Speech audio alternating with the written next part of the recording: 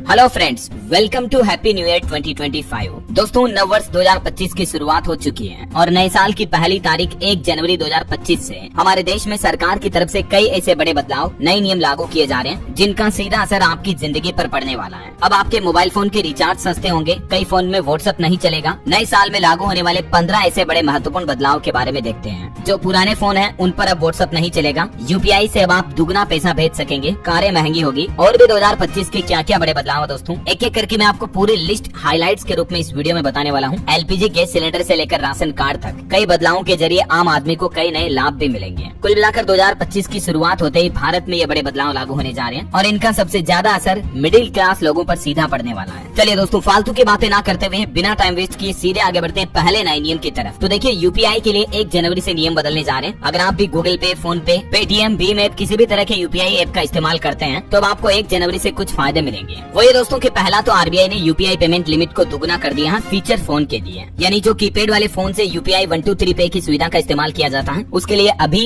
UPI payment करने की limit 5,000 रूपए है, उसको जस्ट डबल कर दिया है, 10,000 रूपए का पेमेंट किया जा सकेगा, है ना। और इसके अलावा मेडिकल इमरजेंसी में भी यूपीआई पेमेंट करने की लिमिट को बढ़ाकर 5 लाख रूपए तक कर दिया गया है। तो जनवरी 2025 से ही आपको ये बढ़ी हुई लिमिट का फायदा मिलेगा। वहीं अब आप एक ही यूपीआई अकाउंट में 5 से ज्यादा लोगों को ऐड कर पाएंगे, पेमेंट करने का एक्सेस दे पाएंगे, क्योंकि सरकार की तरफ से यूपीआई सर्किल फीचर लॉन्च किया गया, जिसमें एक महीने में 15,000 रूपए तक के ट्रांजैक्शन की लिमिट होगी। आप अपने घर परिवार के फैमिली सदस्य या दोस्तों वगैरह को भी आपके यूपीआई अकाउंट का एक्सेस दे पाएंगे। यूपीआई सर्किल सिस्टम को कैसे एक्टिवेट कर सकते हैं आप, इसके बारे में जानकारी भी देख सकते हैं। तो ये नई सुविधा का फायदा भी आपको जनवरी 2025 से मिलने वाला है। और यूपीआई पेमेंट से जुड़ा एक और अपडेट है, डिजिटल वॉलेट से पैसे ट्रांसफर करना अब और भी आसान होगा, क्योंकि यूपीआई वॉलेट के जरिए थर्ड पार्टी ऐप से भी पेमेंट करने की सुविधा आपको 2025 से मिलेगी। अब आप किसी भी तरह के प्रीपेड कार्ड से यूपीआई पेमेंट कर पाएंगे। जो अलग अलग तरह के कार्ड होते हैं आपको पता होगा, जैसे गिफ्ट कार्ड हो गया, मेट्रो रेल कार्ड हो गया, डिजिटल वॉलेट जैसे प्रीपेड उत्पाद धारकों को इससे ज्यादा सुविधा मिलेगी। ठीक है, अगला नया नियम देखिए दोस्तों, पेंशन को लेकर आपको फायदा मिलने वाला। किसी भी बैंक से पेंशन की रकम निकाल पाएंगे 1 जनवरी से। देश के किसी भी बैंक के किसी भी ब्रांच से पेंशनर्स अपने पैसों को विड्रॉल कर पाएंगे और इसके लिए किसी अतिरिक्त वेरिफिकेशन की जरूरत भी नहीं पड़ेगी। अभी मौजूदा नियम के मुताबिक जिस बैंक और ब्रांच में आपका खाता है वहीं से पेंशन ले सकते हैं, राइट। लेकिन अब ये नया फीचर, नई सुविधा आपको 2025 से मिलने वाली है। देश के किसी भी बैंक के किसी भी ब्रांच से आप पैसा विड्रॉल कर पाएंगे अपनी पेंशन का। अच्छा, किसान भाई लोगों के लिए भी अगला नया नियम अपडेट है। किसानों को बिना गारंटी के 2 लाख रूपए तक का लोन मिल पाएगा। आरबीआई गवर्नर की तरफ से ये ऐलान किया गया। अभी ये लिमिट 1,60,000 रूपए तक है। चौथा नियम देखिए दोस्तों, कॉलिंग के लिए अब आपको अलग से रिचार्ज मिलेंगे। यानी नए साल 2025 में आपका मोबाइल फोन रिचार्ज काफी सस्ता होने वाला है। अभी आपको पता होगा, जो टेलीकॉम कंपनियां रिचार्ज पैक देती हैं उसमें वॉइस प्लस एसएमएस पैक तो होता ही है, साथ में 5 GB, 15 GB, 50 GB, 200 GB तक के डेटा पैक भी होते हैं। मतलब केवल कॉलिंग एसएमएस के लिए मोबाइल रिचार्ज प्लान कंपनियां नहीं देती है। तो अब ट्राई की तरफ से आदेश जारी किया गया, क्योंकि कई लोग जो कीपैड वाला फोन इस्तेमाल करते हैं, खास करके गाँव में, तो उनको इंटरनेट की तो जरूरत पड़ती नहीं है, तो फिर उनका मोबाइल डेटा पैक का कोई यूज नहीं हो पाता, जबकि उसके लिए भी वो रिचार्ज में पे करते हैं। तो ये अब आपको ओनली कॉलिंग के लिए रिचार्ज ऑप्शन भी मिलेंगे नए साल 2025 में। ठीक है, चाहे आप Jio, Airtel, Vodafone Idea, Reliance, BSNL किसी भी कंपनी का सिम कार्ड यूज करते हैं तो सभी पर आपको ये नई रिचार्ज का फायदा मिलेगा। 5वां नियम अपडेट देखिए, कारें और कमर्शियल गाड़ियां महंगी होने जा रही है। मारुति, हुंडई, टाटा, किया, एमजी मोटर समेत सभी कार बनाने वाली कंपनियों ने 1 जनवरी से अपनी गाड़ियों को महंगा करने का फैसला किया है। बाइक और कमर्शियल व्हीकल की कीमतें 2 से 3% तक बढ़ेगी, जबकि कारों की कीमतें 4% तक बढ़ेगी। छठा नियम अपडेट देखिए, अब अगर आपका फोन काफी पुराना है तो व्हाट्सएप का इस्तेमाल नहीं कर पाएंगे, क्योंकि दोस्तों 1 जनवरी 2025 से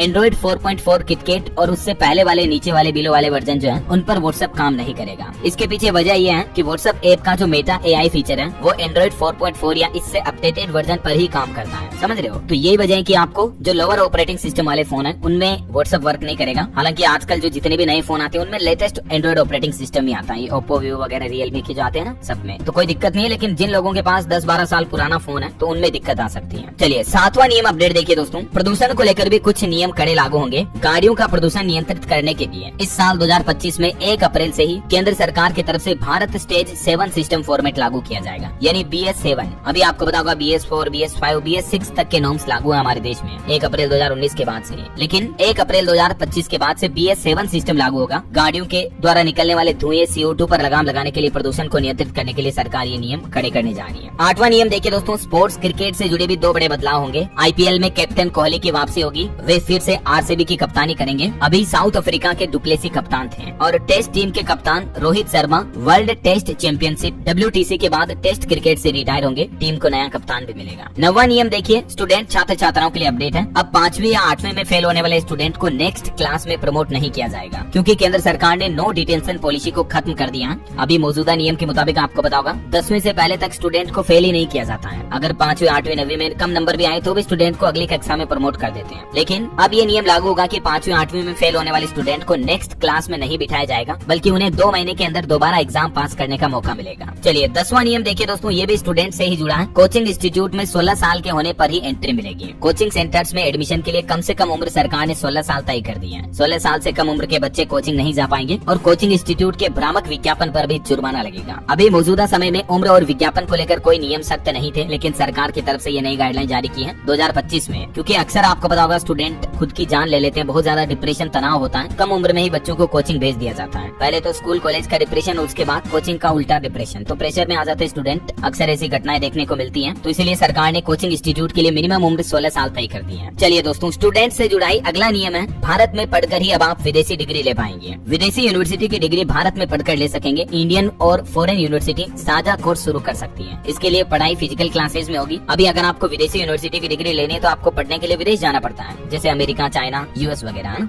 लेकिन अब आप विदेशों की यूनिवर्सिटी में भारत में ही रखकर पढ़ाई कर पाएंगे और वहाँ की डिग्री ले पाएंगे, है ना। और अग्निवीरों को भी 10% आरक्षण मिलेगा। अगला नियम देखिए आप, CISF और BSF में पूर्व अग्निवीरों को 10% तक रिजर्वेशन का फायदा मिलेगा। इसके अलावा फिजिकल टेस्ट और एज लिमिट में भी छूट दी जाएगी। अभी मौजूदा नियम के मुताबिक 25% अग्निवीरों को सेना की नियमित सर्विस में लेने का नियम है, तो ये भी बदलाव 2025 से लागू होने जा रहा है। कुछ और बदलाव की संभावना है, जैसे कि टैक्स में, income tax, import export duty में सरकार बदलाव कर सकती है और कुछ नई योजनाओं की घोषणाएं आपको 1 फरवरी 2025 को लागू होने वाले बजट में देखने को मिल सकती है, जो कि अगले वित्त वर्ष 1 अप्रैल 2025 से लागू होंगे। ठीक है, इसके अलावा कुछ सेविंग स्कीम को लेकर भी एक अपडेट है दोस्तों की जनवरी, अप्रैल, जुलाई और अक्टूबर 2025 की पहली तारीख को तिमाही के लिए स्मॉल इन्वेस्टमेंट स्कीम की ब्याज दरें भी जारी की जाती है, तो इनमें भी सरकार बदलाव कर सकती है 2025 में, महंगाई और इन्फ्लेशन को देखते हुए। वहीं यूटिलिटी से जुड़े कुछ बदलाव होंगे, क्योंकि हर महीने की पहली तारीख को आपको पता होगा डोमेस्टिक और कॉमर्शियल गैस सिलेंडर के नए दाम जारी किए जाते हैं। तो इस साल जनवरी 2025 से ही LPG गैस सिलेंडर के दाम बढ़ सकते हैं या कम हो सकते हैं। इसको लेकर जो भी अपडेट आएगा मैं आपको बता दूंगा इसी चैनल DLS न्यूज के माध्यम से। बाकी फिलहाल सरकार की तरफ से कुछ और फैसले लिए गए हैं। एक तो इनकम टैक्स फाइल करने की आखिरी तारीख को 15 जनवरी तक बढ़ा दिया है। अब 5000 रूपए तक की लेट फीस लगेगी। पहले इसकी लास्ट डेट 31 दिसंबर थी, 31, लेकिन उसको बढ़ाकर 15 जनवरी कर दिया। 15 जनवरी 2025 तक अब मतलब आप लेट फीस के साथ अपना ITR रिटर्न भर सकते हैं। इसके अलावा इस महीने जनवरी में दोस्तों 11 दिन टोटल बैंक बंद रहेंगे। RBI की तरफ से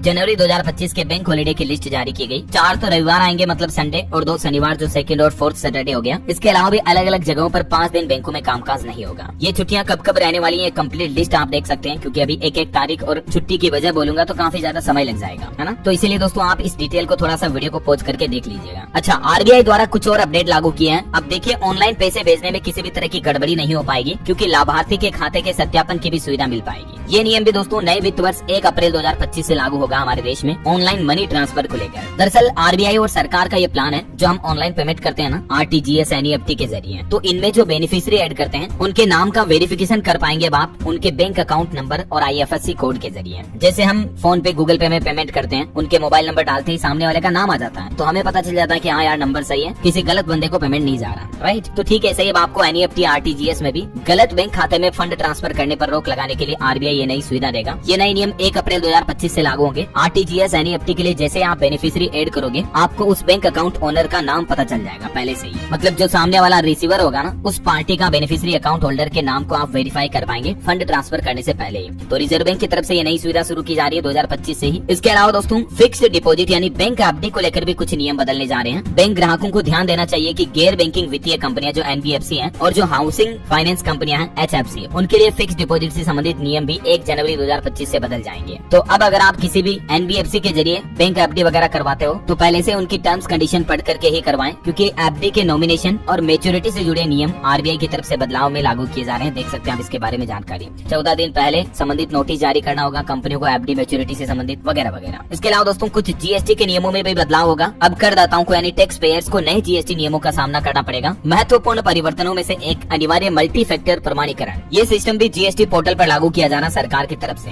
और बाकी कुछ बीएसई एनएसई के स्टॉक मार्केट में ट्रेडिंग और सेंसेक्स के एक्सपायरी वगैरह को लेकर भी नियम बदलने जा रहे हैं। मैंने आपको इन सभी नियमों के बारे में विस्तृत जानकारी डीएलएस न्यूज पर पहले भी बताई थी दोस्तों। कुछ राशन कार्ड से जुड़े नियम भी बदलने जा रहे हैं। ई केवाईसी करवाना अनिवार्य होगा। राशन कार्ड के लिए आय सीमा वगैरह भी तय की गई है। डिजिटल राशन कार्ड के लिए भी बायोमेट्रिक सत्यापन का उपयोग किया जाएगा। गैस सिलेंडर से जुड़े भी कुछ नियम बदलने जा रहे हैं। गैस सिलेंडर की लिमिट वगैरह लागू की जा रही है। इन नियमों की जानकारी थोड़ा सा आप वीडियो को पॉज करके देख लीजिएगा ताकि आपको पता चल जाए। बाकी जीएसटी अनुपालन का एक अपडेट ये भी है, ई वे बिल केवल उन दस्तावेजों के लिए ही वैध होंगे जो कि 180 दिनों से ज्यादा पुराने नहीं होंगे। अमेरिकी वीजा से जुड़े भी कुछ नियम बदलने जा रहे हैं, जिसके बाबत भी जानकारी आप देख सकते हैं स्क्रीन पर। अमेरिका में H1B वीजा की प्रक्रिया में बदलाव किया जा रहा है। ये तो मैं आपको हाइलाइट्स बता रहा हूँ दोस्तों। बाकी और भी इन सभी नियमों के बारे में डिटेल जानकारी विस्तार में अगर आप देखना चाहते हैं तो मैंने डीएलएस न्यूज के ऊपर पहले भी एक नए नियम का विस्तृत वीडियो डाला है। ठीक है, उसका लिंक भले मैं इस वीडियो के नीचे डाल दूंगा। उसमें 25 ऐसे टोटल नए नियम बताए हैं, छोटे मोटे सभी अपडेट हैं। बिजली बिल को लेकर भी नियम है, अलग अलग स्टेट गवर्नमेंट से जुड़े अपडेट भी हैं। और भी डीएलएस न्यूज चैनल पर आप जाओगे तो आपको पता चलेगा, जैसे बैंक लोन से जुड़े नियम, आधार कार्ड पर लागू होने वाले नए नियम, सभी स्टूडेंट छात्र छात्राओं के लिए, पीएफ खाता वालों के लिए समेत सारे नए नियमों का अपडेट आपको इसी चैनल डीएलएस न्यूज के माध्यम से मिल जाएगा। तो जरूर टाइम निकालकर इन वीडियोस को देख लीजिएगा। और बाकी आगे भी जब भी सरकार की तरफ से कुछ नए फैसले लिए जाएंगे तो सबसे पहले मैं आपको इसी चैनल के माध्यम से बता दूंगा। तो इसके लिए आप बिल्कुल जुड़ जाइएगा मेरे साथ। चैनल को अभी तक सब्सक्राइब नहीं किया दोस्तों तो सब्सक्राइब करके बेल आइकन जरूर दबा दीजिएगा। और बाकी इस वीडियो को लाइक और शेयर जरूर करना। वैसे नव वर्ष 2025 में आपका क्या प्लान है दोस्तों? क्या आप नया लक्ष्य बनाए हैं कि आपको इस साल अपनी जिंदगी में ये करना है? कमेंट करके बताइएगा जरूर मुझे। बाकी आप सभी भाइयों बहनों को आपके अपने डीएलएस भाई की तरफ से नव वर्ष 2025 की ढेर सारी हार्दिक शुभ मंगल कामनाएं।